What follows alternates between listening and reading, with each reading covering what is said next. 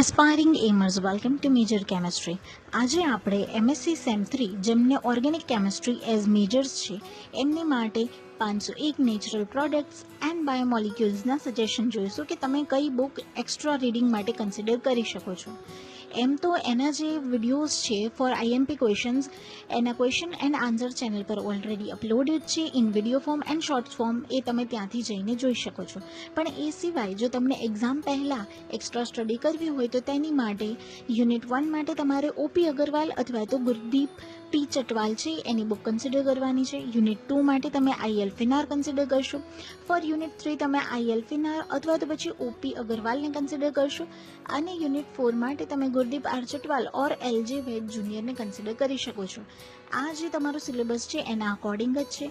તમે કોઈ પણ એક બુકને કન્સિડર કરીને એમાંથી જો બધું રીડ કરવા માંગતા હોય તો એ પણ કરી શકો. પણ મને પર્સનલી આ પર્ટિક્યુલર બુકનો આ પર્ટિક્યુલર જે ટોપિક છે એ સારો લાગ્યો, સો જસ્ટ સજેસ્ટ કરું છું. Thank you.